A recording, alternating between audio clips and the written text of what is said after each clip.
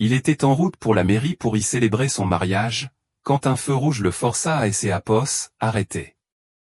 Et en cet unique instant, il vit son passé à un arrêt de bus, tenant par la main 2 enfants qui étaient son portrait craché. La chaleur estivale de Lyon flottait lourdement dans elle et Apos, tandis que la voiture progressait dans les rues de la ville.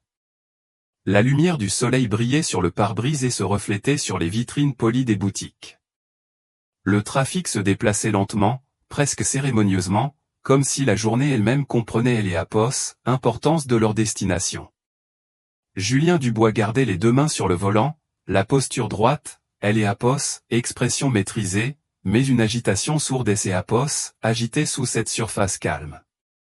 Il avait déjà négocié des OPA hostiles et des contrats de plusieurs millions d'Apos, euros sans la moindre hésitation, mais cette matinée portait un poids différent, un poids que Apos, il ne parvenait pas à expliquer totalement.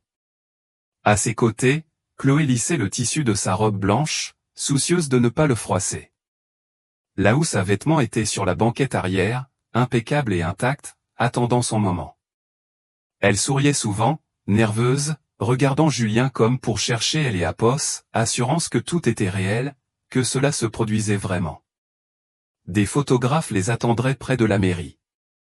Des félicitations étaient déjà programmées, des fleurs commandées, des avenirs planifiés dans les moindres détails.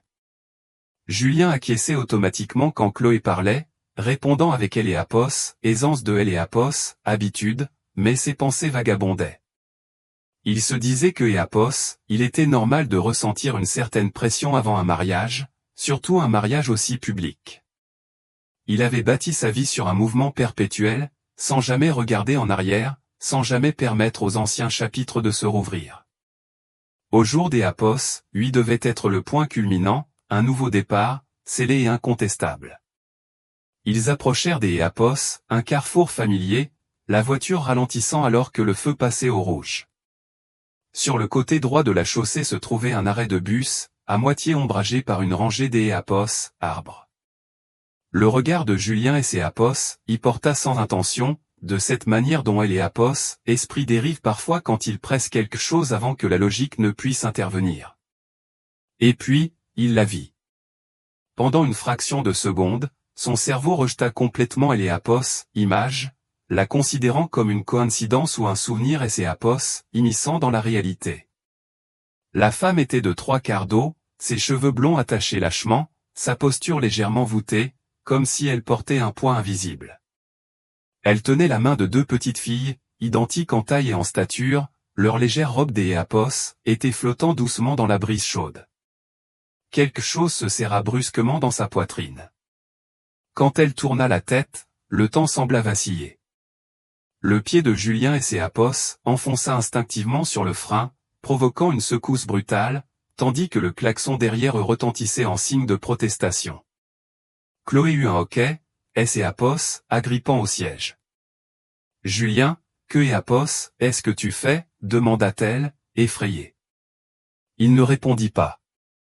Il ne le pouvait pas. Émilie se tenait à quelques mètres de là.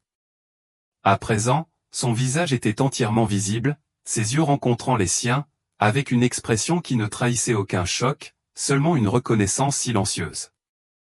Des années avaient passé, mais il la reconnut instantanément, comme on reconnaît une cicatrice qui ne est Apos, et jamais vraiment refermée. Elle paraissait plus âgée, plus mince, mais Apos était indubitablement elle. Et à ses côtés, les fillettes regardaient la voiture arrêtée, la curiosité brillant sur leur visage. Elle et Apos, une des Apos, elle pencha la tête, étudiant Julien à travers le pare-brise avec une concentration troublante. « Maman » dit doucement elle et Apos, enfant en le montrant du doigt. « Il nous ressemble. » Les mots atterrirent avec une précision dévastatrice. Julien sentit le souffle lui manquer tandis que son regard se fixait sur les fillettes. Cheveux blonds, yeux bleus, ses yeux, leur visage étaient des reflets parfaits du sien. Ses Apos étaient presque douloureux de les regarder. Et dans ces reflets, il vit des fragments de lui-même que Apos, il ne est Apos, était jamais attendu à affronter. Chloé suivit son regard, la confusion se transformant rapidement en alarme. « Julien » dit-elle d'Apos, une voix tendue. Qui est cette femme? Le feu passa au vert. Le trafic recommença à bouger, mais Julien avait déjà ouvert la portière. Le bruit de la ville envahit Eléapos, habitacle, assourdissant et désorientant, alors que Éapos, il posait le pied sur Eléapos, asphalte, le cœur battant avec une force que Éapos, il ne pouvait contrôler. Il remarqua à peine Chloé qui Eléapos, appelait. Il sentit à peine la chaleur du bitume sous ses chaussures. Émilie resserra sa prise sur les mains des fillettes alors que Éapos, il approchait. Un geste protecteur subtil qui ne lui échappa pas. Émilie, dit-il enfin. Son nom sonnait étrange sur ses lèvres, et pourtant si incroyablement intime. Elle soutint son regard avec fermeté, ses yeux bruns gardant en eux des années de retenue, des Éapos, épuisement, et quelque chose de plus profond que Éapos, il ne pouvait encore nommer. Julien, répondit-elle. Autour des Éapos, Eléapos, était continué comme si rien des Éapos, extraordinaire ne Éapos, était produit.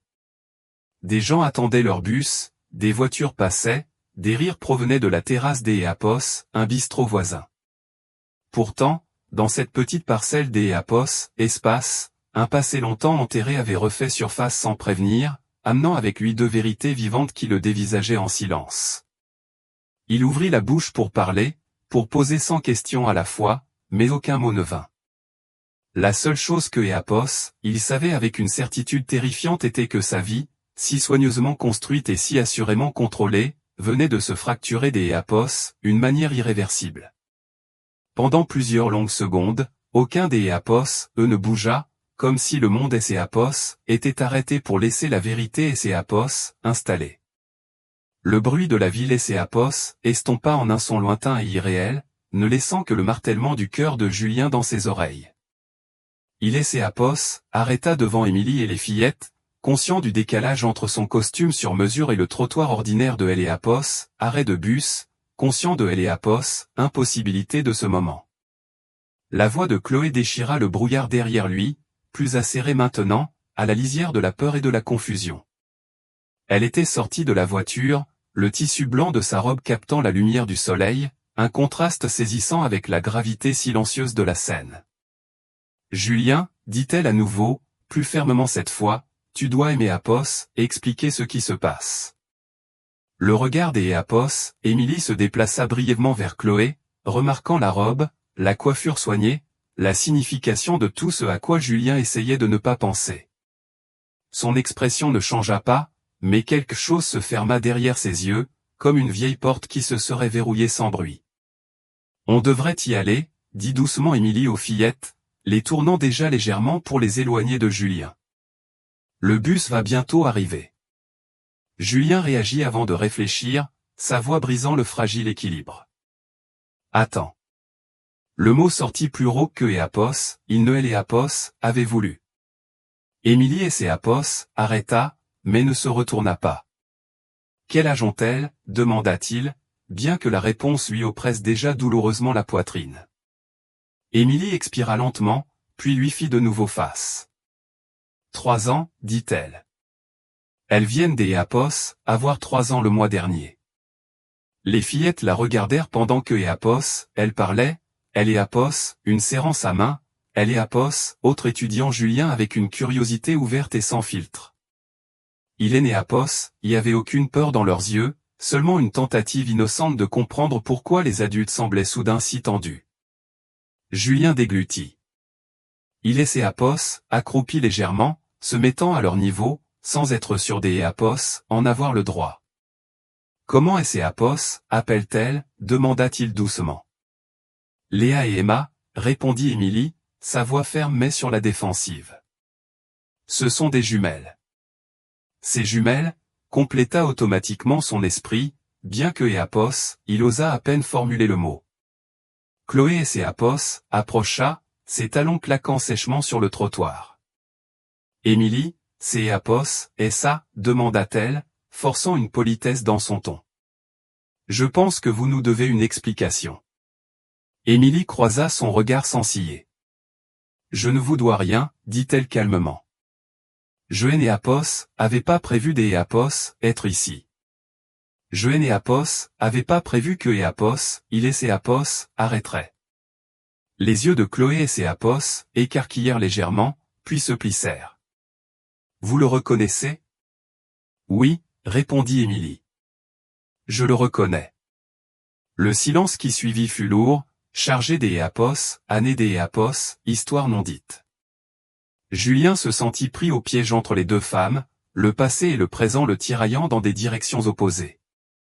Pourquoi tu ne aimais Éapos, a rien dit, demanda-t-il finalement, la question lui échappant avant que Éapos, il ne puisse Éléapos, adoucir.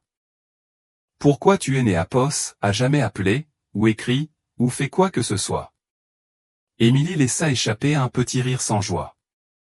J'y ai Apos, et appelé, dit-elle.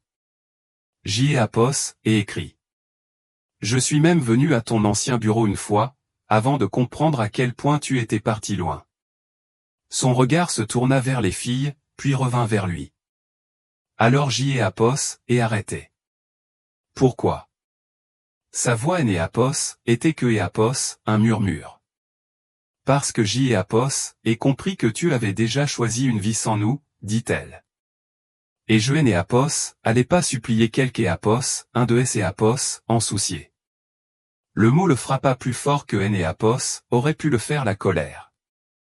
Chloé croisa les bras, son sang-froid se fissurant. Alors vous avez décidé des Éapos, apparaître au jour des Éapos, oui, le jour de notre mariage. Émilie secoua la tête. Non. J'y ai Apos, et décidé des Éapos, emmener mes filles au parc. Ceci est un arrêt de bus, pas une scène de théâtre. Les filles étaient Éapos, agitèrent, mal à Éléapos, est-ce de sentir Éléapos, attention sur elle, et les attira sur la main des Éapos, Émilie. Maman, on peut y aller maintenant. Émilie acquiesça, son instinct protecteur brillant à nouveau. Elle se tourna une dernière fois vers Julien, le regard inflexible. Je ne suis pas là pour gâcher quoi que ce soit, dit-elle. Je partais. Julien sentit une vague de panique à cette pensée. Est-ce Éapos, il te plaît, dit-il, le mot lui échappant avant que sa fierté ne puisse le retenir. Ne disparais pas, c'est Éapos, et tout. Émilie Éléapos étudia un long moment, comme pour peser si Éléapos, homme en face des Éapos, elle était le même que celui qui lui avait un jour tout promis avant de disparaître. Finalement, elle plongea la main dans son sac et en sortit un petit bout de papier. Elle le lui tendit. C'est Éapos, et mon numéro, dit-elle. Pour les filles. Pas pour des explications. Julien le prit avec des doigts tremblants. Alors que le bus Éapos arrêtait et que les portes Éapos ouvraient dans un sifflement, Émilie guida Léa et Emma vers Éapos, avant. Éapos, une des fillettes se retourna, faisant un timide signe de la main à Julien, ses yeux bleus brillants et inconscient de la tempête que Éapos, elle venait de déclencher. Julien resta là, immobile, regardant le bus Éapos, éloigné, le blanc de la robe de Chloé brillant toujours derrière lui, et il comprit avec une clarté soudaine et dévastatrice que la vie que Éapos, il avait planifiée venait de commencer à Éapos, effiloché, fil après fil fragile. Le trajet qui suivit parut irréel, comme si Julien Éapos observait de loin au lieu d'Éapos être assis au volant de sa propre voiture. Chloé ne parla pas au début. Elle regardait droit devant elle, les mains fermement jointes sur ses genoux, le tissu blanc de sa robe semblant soudain fragile plutôt que festif. Le silence entre eux et Éapos, alourdi, rempli de questions que Éapos, aucun des Éapos, eux ne semblait prêt à formuler. Ce fut Chloé qui le brisa finalement. Fais demi-tour, dit-elle calmement. Julien la regarda, la mâchoire crispée. Chloé? Éapos, et dit, fais demi-tour, répéta-t-elle, la voix maîtrisée mais tranchante sous le calme. Nous Éapos, allons pas à la mairie. Il obéit sans discuter, effectuant un virage lent et prudent au prochain carrefour. La ville défilait en un flou à travers les vitres, brillante et indifférente, tandis que Éapos, à Éapos, intérieur de la voiture, tout semblait suspendu, en attente de quelque chose qui allait se briser. Qui est-ce? Demanda finalement Chloé. Julien prit une profonde inspiration, luttant pour organiser des pensées qui refusaient de se calmer. Elle et Apos, appelle Émilie, dit-il. Nous étions ensemble il y a des années, avant tout ça.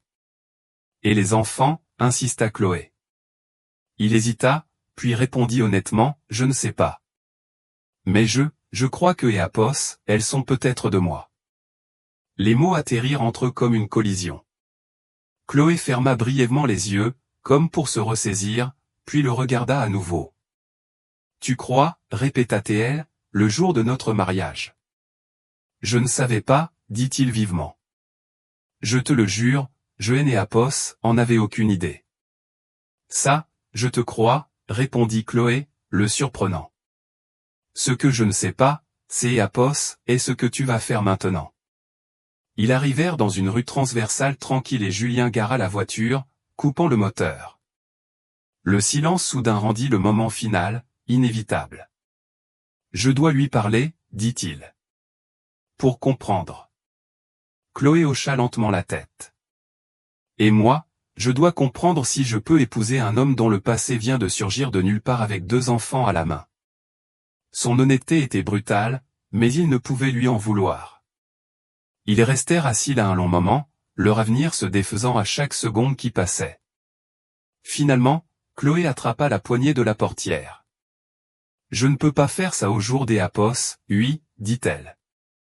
Je ne peux pas entrer dans ce bâtiment en prétendant que rien ne est Apos, est passé. Julien sentit sa poitrine se serrer. Chloé? Elle le regarda, les yeux brillants mais fermes. Il ne est Apos, agit pas de culpabilité, Julien. Il est Apos, agit de vérité. Et au jour des Apos, oui, la vérité nous dépasse. Elle sortit de la voiture, retira sa bague de fiançailles et la posa délicatement sur la console centrale avant de refermer la portière derrière elle. Julien resta là où il était, longtemps après son départ, fixant la bague jusqu'à Apos, à ce que Apos, elle devienne floue. Ce soir-là, il est Apos, assis seul dans son bureau, la ville scintillant sous les baies vitrées. La fête qui avait été prévue Apos, existait plus que sous forme de réservations annulées et des Apos, appels manqués. Son téléphone vibrait constamment, des messages de ses assistants, de ses avocats et des journalistes qui sentaient déjà que quelque chose Apos, allait pas. Il les ignora tous. À la place, il sortit le morceau de papier que Apos, Émilie lui avait donné et fixa le numéro comme Apos, il pouvait disparaître. Quand il composa enfin, sa main tremblait. Elle répondit à la 3e sonnerie. Allô? Sa voix était prudente, déjà sur ses gardes. C'est Apos, et moi, dit-il. Julien. Il y eut une pause. Je sais, répondit-elle. J'y ai Apos, et vu les appels manqués. Il faut que je te voie, dit-il. Est-ce Apos, il te plaît? Pas pour des excuses. Pour la vérité. Une autre pause, plus longue cette fois. En arrière-plan, il entendit de faibles voix des Apos, enfants, des rires mêlés à quelque chose de plus doux, de plus las. Demain, dit finalement Émilie. Au square près de Apos, avenue des Tilleuls. 1 heure. C'est Apos, et tout. J'y Apos, y serait, dit-il immédiatement. Le lendemain parut interminable. Julien arriva en avance, Apos, asseyant sur un banc près des balançoires, son costume semblant étrangement formel au milieu des parents en tenue décontractée. Quand Émilie apparut, poussant une poussette avec Léa et Emma marchant à ses côtés, quelque chose dans sa poitrine se serra douloureusement. Il est Apos, assirent Apos, un en face de Apos, autre, les filles absorbées par le bac à sable tout proche. Tu voulais la vérité, dit Émilie. Demande. Il regarda les enfants, puis revint vers elle. Elles sont de moi. Oui, répondit-elle sans hésitation. Toutes les deux. La certitude dans sa voix ne laissait aucune place au doute. Il se pencha en avant, les coudes sur les genoux, son sang-froid se brisant enfin. Pourquoi tu ne aimais Apos, a jamais rien dit. Pourquoi tu ne t'es Apos, et pas battu pour ça? Elle est apos, expression des apos, Émilie se durcit légèrement. Parce que je me suis déjà battue, dit-elle. Je me suis battue seule. Je me suis battue en travaillant de nuit et en M et apos, occupant de nouveau-nés en même temps. Je me suis battue quand J et apos, et compris que elle et apos, homme que J et apos, aimait avait bâti une vie où il est né apos, y avait pas de place pour nous. Sa voix flancha pour la première fois et elle détourna le regard. Je ne voulais pas que mes filles grandissent en se sentant comme un accident. Julien ferma les yeux, le poids de ces mots Éléapos, écrasant. Au loin, Léari tandis que Éapos, Emma essayait d'Éapos, enfouir ses mains dans le sable. Leur joie, douloureusement inconsciente de la conversation qui façonnait leur avenir. Je ne suis plus cet homme, dit-il doucement. Émilie le regarda, vraiment, comme si elle cherchait des preuves. Je hais Éapos, et pas besoin de promesses, dit-elle. J'y ai apos, et besoin de constance. Pour elle. Julien sentit la compréhension monter en lui, lentement et douloureusement. Ce Éapos était pas une histoire que Éapos, il pouvait arranger avec de Éapos, argent ou du pouvoir. Ces Éapos était un face-à-face avec ses responsabilités, et cela ne faisait que commencer. Les jours qui suivirent la conversation au square et ses Éapos écoulèrent avec une lenteur étrange et inquiétante, comme si le temps lui-même testait la détermination de Julien. Il rentrait à son appartement chaque soir avec le poids des Éapos, un silence inconnu, plus oppressant que le vacarme des salles de réunion ou le regard de la presse. Pour la première fois depuis des années, aucun emploi du temps ne semblait assez urgent pour le dire. Émilie accepta sans discuter, son expression calme mais distante, comme si elle avait déjà vécu ce moment à sa manière des années auparavant. Ils se retrouvèrent dans une clinique privée, loin des caméras et des spéculations, la blancheur stérile de la salle des Éapos, attente contrastant vivement avec les enjeux personnels de ceux qui se décidaient. Léa et Emma étaient assises côte à côte, leurs jambes se balançant en parfaite synchronisation pendant que Éapos, elles attendaient. Julien les observait attentivement, remarquant des détails que Éapos, il ne pouvait plus ignorer, la façon dont Léa pinçait les lèvres quand elle se concentrait, la façon dont Emma penchait légèrement la tête quand elle était curieuse. Il reconnut ses habitudes avec un sursaut de familiarité qui lui fit mal à la poitrine. Quand Éléapos, infirmière appela leur nom, Émilie prit les mains des fillettes sans hésiter.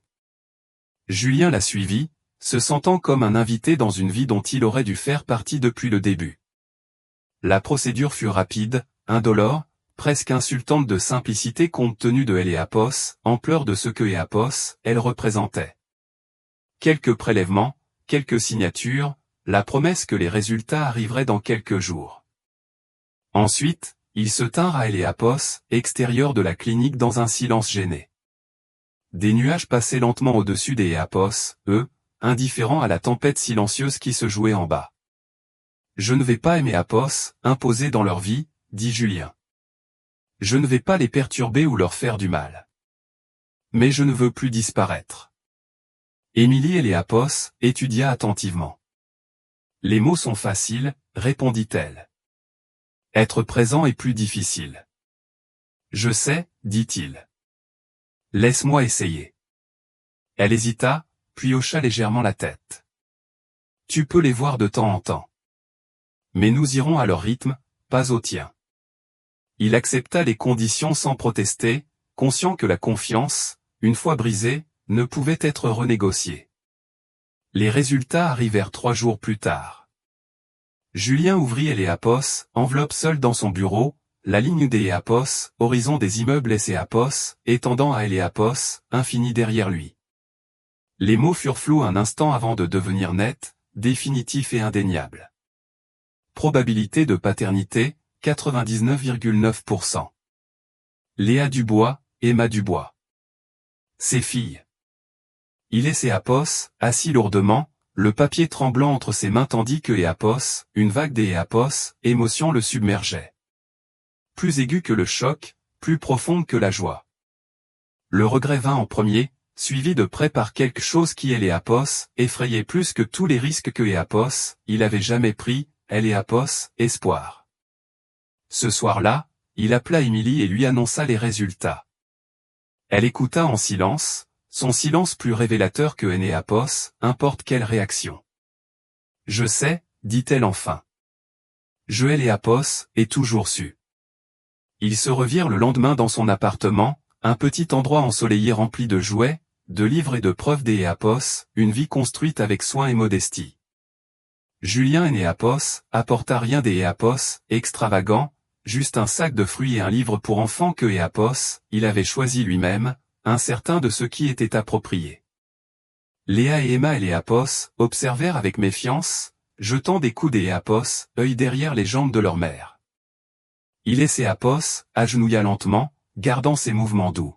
« Salut, dit-il, offrant un petit sourire.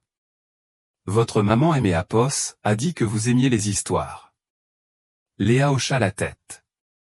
Emma cacha son visage, puis regarda à nouveau, curieuse malgré elle. Il et Énéapos assirent ensemble sur le sol pendant que Julien lisait, sa voix maladroite au début, puis plus assurée à mesure que les filles se détendaient. Émilie observait depuis la cuisine, les bras croisés, chaque instinct en alerte, chaque espoir contenu. Plus tard, alors que les filles étaient distraites par des crayons de couleur, Émilie et Énéapos approcha. « Je veux que tu comprennes une chose, dit-elle à voix basse. Être leur père ne signifie pas que tu peux réécrire le passé. Ça signifie que tu Énéapos, acceptes. »« Je Énéapos, accepte, » répondit-il sans hésitation. « Tout. » Elle scruta son visage, y cherchant Énéapos, arrogance, Énéapos, attitude défensive, Énéapos, homme qui était parti un jour. Ce que Énéapos, elle y trouva à la place la troubla plus que la colère ne Énéapos aurait fait. Dehors, des rires provenaient du salon, petits et clairs. Julien les entendit, sachant avec une clarté douloureuse que ce Énéapos était ni une victoire ni des retrouvailles. Énéapos était le début d'Énéapos, une responsabilité qui exigerait plus de lui que le succès de Énéapos avait jamais fait. Et pour la première fois de sa vie, il était prêt à donner. Pendant un bref instant, la vie sembla trouver un équilibre précaire. Julien commença à voir les filles 2 fois par semaine, toujours au rythme d'Énéapos, Émilie, toujours sous son regard attentif. Il apprit leur routine, leur goûter préféré, les chansons que Énéapos, elle demandait avant de dormir. Léa était curieuse et bavarde, prompte à poser des questions qui Énéapos obligeait à chercher des réponses honnêtes. Emma était plus calme, se contentant souvent de Énéapos, asseoir près de lui et d'Énéapos, écouter, sa petite main se posant légèrement sur son bras, comme pour vérifier Énéapos, il était réel. Chaque visite le laissait plus comblé, en même temps, plus douloureusement conscient de tout ce que Énéapos, il avait manqué. Émilie restait prudente. Elle ne haussait jamais la voix, ne Énéapos accusait jamais ouvertement, mais il y avait une distance constante dans sa posture, un rappel que la confiance Énéapos était pas quelque chose que Énéapos, il pouvait hâter ou exiger. Pourtant, il y avait des moments où sa garde baissait, quand Énéapos, épuisement adoucissait son regard et que Énéapos, il entrevoyait la femme que Énéapos, il avait aimée un jour, celle qui avait cru en lui avant que Énéapos, ambition ne le transforme en quelque Énéapos, un des Énéapos, autre. C'est Énéapos, et durant un de ces moments que tout commença à se défaire à nouveau. Emma avait été plus silencieuse que des Énéapos, habitude cet après-midi-là, refusant de courir avec Léa dans le parc, assise plutôt sur le banc à côté des Énéapos, Émilie, le visage pâle malgré la chaleur de Énéapos, était. Julien le remarqua immédiatement, un instinct aiguisé brûlant dans sa poitrine. « Elle est juste fatiguée », dit Émilie quand il posa la question, bien que sa voix manquât de conviction. Mais le schéma se répéta. Emma était plus souvent essoufflée. Elle demandait à être portée au lieu de marcher, se réveillait en pleurant au milieu de la nuit, la main pressée contre sa poitrine. Émilie essayait de se rassurer, se disant que ce Énéapos était que Énéapos, un rhume persistant ou la chaleur de Énéapos était, mais la peur Énéapos insinua malgré tout.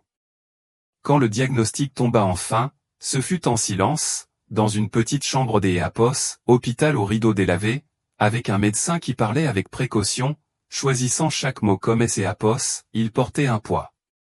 Une malformation cardiaque congénitale, dit-il. Énéapos est sérieux, mais traitable. Une intervention chirurgicale sera nécessaire, tôt ou tard. La pièce sembla soudain trop petite. Émilie resta parfaitement immobile, les mains jointes sur ses genoux, absorbant les mots sans réagir. Julien sentit quelque chose se briser en lui en la voyant encaisser la nouvelle seule, comme elle avait encaissé tant de choses seule auparavant. « Quels sont les risques ?» demanda-t-il. Le médecin ne mentit pas, il y a des risques. Mais sans la chirurgie, le risque est plus grand. Plus tard, dans le couloir, Émilie Esséapos effondra enfin. Elle Esséapos appuya contre le mur, pressant son front contre la surface froide, tandis que les larmes coulaient malgré ses efforts pour garder son sang-froid. Julien se tint à côté d'Esséapos, elle, ne sachant pas Esséapos, il avait le droit de la toucher, de la réconforter, de partager ce fardeau. Esséapos est tout signé, dit-elle doucement. Esséapos est toujours su que quelque chose comme ça pouvait arriver. Esséapos espérait juste que non. Tu es Néapos, et plus seul, dit Julien, sa voix ferme malgré la peur qui lui serrait la poitrine. Pas cette fois. Elle le regarda, vraiment, ses yeux rouges et interrogateurs. Ce Néapos est pas quelque chose que tu peux arranger avec de Héléapos, argent, dit-elle. Et je ne te laisserai pas disparaître si ça devient difficile. Je ne le ferai pas, répondit-il. Je te le jure. Dans les jours qui précédèrent Héléapos, opération, Héléapos, attention se concentra sur eux deux. Julien réorganisa tout son emploi du temps sans hésiter, annulant des réunions, vendant des actions, ignorant Héléapos, inquiétude grandissante des membres du conseil d'Héléapos, administration de son entreprise. Rien de tout cela Héléapos avait d'Héléapos, importance. Chaque pensée, chaque décision le ramenait à une petite chambre d'Héléapos, hôpital et à une fillette de 3 ans aux yeux bleus qui lui faisait confiance sans comprendre totalement qui il était. Le matin de Héléapos, opération arriva trop vite. Émilie signa les formulaires de consentement d'Héléapos, une main ferme, bien que son visage fût blême. Léa Esséapos agrippait à sa jambe, confuse et effrayée, tandis que Julien la rassurait, murmurant des garanties que Héléapos, il aurait aimé croire lui-même. Quand Emma fut emmenée sur le brancard, elle tendit la main vers Émilie, puis vers lui, ses doigts se refermant faiblement sur sa manche. « Papa » demanda-t-elle doucement, le mot hésitant mais réel. Sa gorge se noua instantanément. « Je suis là » dit-il, forçant un sourire. « Je ne vais nulle part. » Les portes se refermèrent derrière elle, laissant un silence qui semblait insupportable. Héléapos, opération dura des heures. Émilie était assise, raide, dans la salle d'Héléapos, attente, bougeant à peine, parlant à peine. Julien resta à ses côtés tout le temps, sa présence constante, sa peur brute et sans filtre. Pour la première fois de sa vie, Héléapos avait rien à négocier, rien à contrôler, rien à offrir sinon sa simple présence. Quand le chirurgien émergea enfin, Héléapos, épuisement gravé sur son visage, Émilie se leva si vite que ses jambes faillirent la lâcher. « Elle est vivante » dit le médecin avant toute autre chose. Héléapos, opération a été un succès. Émilie Esséapos effondra sur une chaise, un sanglot lui échappant avant que Héléapos, elle ne puisse le retenir. Julien se couvrit le visage de ses mains, Héléapos, émotion le submergeant complètement, des larmes coulant sans honte ni retenue. À ce moment, entouré par les murs stériles d'Héléapos, un hôpital et la promesse fragile d'Héléapos, une guérison, Julien comprit avec une clarté douloureuse que la paternité Héléapos était pas seulement une question de sang ou de biologie. Héléapos était resté, surtout quand la peur rendait le départ plus facile. Et cette fois, il le savait, il ne partirait pas. La guérison ne se fit pas d'Héléapos, un coup. Elle vint par étapes prudentes, mesurée en nuit calme sans alarmer en matin où le teint d'Héléapos, Emma semblait un peu plus sain que la veille. Elle resta à Héléapos, hôpital de la Croix-Rousse plus longtemps que prévu, son petit corps entouré de fils et de machines qui bourdonnaient doucement dans la nuit. Julien apprit le son de chaque moniteur, la signification de chaque changement subtil, son attention plus aiguisée que Héléapos, Héléapos, avait jamais été dans une salle de conseil. Émilie quittait à peine le chevet d'Éapos, Emma. Elle dormait dans un fauteuil inconfortable, mangeait quand on le lui rappelait et ne parlait que lorsque ses Éapos était nécessaire.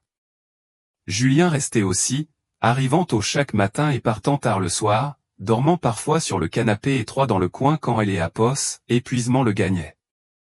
Il parlait à voix basse, partageant des nouvelles, des craintes et le genre de petites observations que seuls les parents font, formant un partenariat tacite construit non pas sur la romance, mais sur la survie. Léa fut celle qui souffrit le plus. Elle essayait d'Éapos, être courageuse, mais la confusion et la peur surgissaient par vagues imprévisibles. À un moment, elle demandait quand Emma rentrerait à la maison, Éapos, instant d'Éapos, après, elle pleurait sans explication, submergée par un monde qui semblait soudain instable. Julien prit sur lui de rester avec elle chaque fois que Éapos, Émilie avait besoin de se reposer, lui lisant des histoires, jouant, répondant aux mêmes questions encore et encore avec une patience que Éapos, ils ne se connaissaient pas. Un après-midi, alors que Léa coloriait sur une petite table près de la fenêtre de Éapos, hôpital, elle le regarda avec un sérieux soudain. « Est-ce que Éapos, Emma va mourir ?» demanda-t-elle. La question lui coupa le souffle. Il laissa Éapos, agenouilla à côté d'Éapos, elle, croisant son regard. « Non, dit-il fermement. Elle va mieux, et nous serons tous là quand elle ira bien. » Léa étudia son visage, y cherchant une certitude. Puis elle acquiesça lentement, acceptant ses paroles comme une vérité parce que Éapos, elle en avait besoin. Pendant ces semaines, le monde extérieur devint plus bruyant. Les journalistes commencèrent à poser des questions, des rumeurs circulèrent dans Éapos, entreprise. Les membres du conseil d'Éapos, administration exprimèrent leur inquiétude face à Éapos, absence prolongée de Julien et à ses décisions financières soudaines. Il écoutait les messages mais Éapos, y répondait pas. Pour la première fois, la pression ne le tentait pas de revenir. Ses priorités avaient changé de manière irrévocable. Quand Emma obtint enfin son congé, le soulagement fut écrasant. Émilie pleura ouvertement en portant sa fille hors de Éapos, hôpital, ses mains tremblantes d'Éapos, un mélange de joie et de peur persistante. Julien marchait à leur côté, tenant la main de Léa, sentant quelque chose de fragile et de puissant prendre forme dans Éapos, espace entre eux. À la maison, Éapos, appartement se transforma en un lieu de guérison attentive. Les horaires de médicaments, les rendez-vous de suivi et une surveillance constante remplissaient leur journée. Julien et Éapos y intégra silencieusement, non pas comme un intrus, mais comme quelque Éapos, un qui apprenait à trouver sa place. Il prit les gardes de nuit quand Emma se réveillait en pleurant, apprit à administrer les médicaments sans hésitation et garda son calme quand les forces d'Éapos, Émilie faiblissaient. Tard un soir, alors que Éapos, Emma dormait paisiblement et que Léa rêvait à ses côtés, Émilie se tenait près de Éapos, évier de la cuisine, regardant dans le noir. Julien et Éapos approcha lentement, ne voulant pas la surprendre. « Tu es Éapos, et pas obligé de rester, » dit-elle sans se retourner. « Je sais que c'est Éapos, et plus que ce à quoi tu t'es Éapos, attendais. » Il est Éapos, appuya contre le comptoir, la voix ferme. « C'est Éapos, et exactement ce que je veux. » Elle lui fit enfin face, Éapos, épuisement gravé sur chaque ligne de son visage. « J'y Éapos, et peur, » admit-elle doucement. « Pas que tu partes. Peur de Éapos, autorisé à croire que tu vas rester. » Julien comprit le poids de cette peur. Il plongea la main dans sa poche et posa son téléphone sur le comptoir, le faisant glisser vers elle. « Mon agenda, dit-il. Ma localisation, ma vie. Plus rien Éapos, est caché. » Émilie regarda le téléphone, puis le regarda lui, Éapos, incertitude et Éapos, espoir se heurtant dans ses yeux. Elle ne le prit pas immédiatement, mais elle ne le repoussa pas non plus. Les jours se transformèrent en semaines, et lentement, la maison se remplit de quelque chose de plus chaleureux que l'attention. Les rires revinrent par éclats prudents. Emma reprit des forces. Léa recommença à dormir toute la nuit. Et Julien, autrefois entièrement défini par Éapos, ambition, se vit remodelé par les exigences silencieuses et implacables de Eléapos, attention portée aux autres. Un soir, alors que Eléapos, il regardait les filles jouer sur le sol du salon, Émilie parla doucement, elles se sont attachées à toi, dit-elle. Plus que ce que Eléapos aurait cru. Julien hocha la tête. Moi aussi. Eléapos étudia un long moment. Puis Eléapos autorisa un petit sourire hésitant. Ce Eléapos était pas du pardon, pas encore, mais ces Eléapos était quelque chose d'Eléapos, aussi important, une confiance qui commençait à se former. Le fragile sentiment de stabilité que Eléapos, ils avaient construit ne passa pas longtemps inaperçu. Les histoires ont une façon de trouver leur public, surtout lorsque la richesse et le pouvoir sont en jeu. Tout commença par une unique photographie, prise à la sortie de Eléapos, hôpital, Julien portant Léa sur ses épaules tandis que Eléapos, Émilie poussait la poussette d'Eléapos, Emma à ses côtés. Le lendemain matin, Eléapos, image était partout, accompagnée de spéculations, de demi-vérités et de gros titres conçus pour provoquer Eléapos, indignation. Julien se réveilla avec des dizaines de messages de son équipe juridique et des membres du conseil, leurs préoccupations à peine voilées sous le langage professionnel. Les questions sur la responsabilité, Eléapos, image publique et la confiance des actionnaires inondèrent son téléphone. Il les lut calmement à la table de la cuisine pendant que Eléapos, Émilie préparait le petit déjeuner, les filles riant doucement à cause d'Eléapos, un jus de fruits renversé, heureusement inconsciente de la tempête qui se préparait au-delà des murs.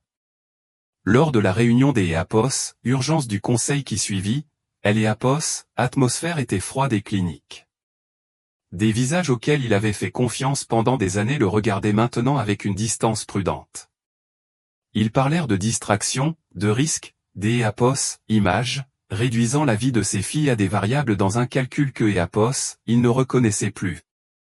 Cette situation compromet votre position, dit Eléapos, un des Eléapos, Votre vie personnelle est devenue inséparable de Eléapos, entreprise. Julien écouta sans interrompre, les mains calmement croisées devant lui. Quand vint son tour de parler, il ne discuta pas. Il ne se défendit pas, Eléapos expliqua pas ses choix. Je ne Eléapos, éloignerai pas de mes filles, dit-il simplement. Si Eléapos est incompatible avec ce poste, alors Eléapos en accepte les conséquences. La décision fut rapide. On lui demanda de démissionner, publiquement et immédiatement, pour protéger Eléapos, entreprise de nouveau développement.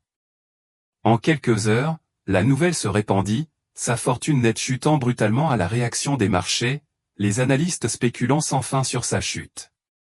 Quand il rentra chez lui ce soir-là, Émilie attendait. Elle avait déjà vu les titres. Il te blâme, dit-elle doucement. Pour nous avoir choisis? Julien hocha la tête. Je savais que Eléapos, il le ferait. Elle chercha sur son visage du ressentiment, du regret ou de la colère. Ce que Eléapos, elle trouva à la place la troubla plus que Eléapos, importe quelle explosion aurait pu le faire. Tu me détestes pour ça, demanda-t-elle. Il secoua la tête. Je déteste que Eléapos, il aimait Eléapos, ait fallu si longtemps pour comprendre ce qui comptait. Les semaines suivantes furent difficiles d'Eléapos, une manière à laquelle Eléapos, argent de Eléapos, avait jamais préparé. Les invitations cessèrent. Les partenaires commerciaux prirent leur distance. Les amis disparurent silencieusement, offrant une sympathie sans présence. Eléapos, appartement devint plus silencieux, dépouillé d'Eléapos, employés et d'Eléapos, excès, laissant derrière lui quelque chose de bien plus honnête. Léa remarqua le changement en premier.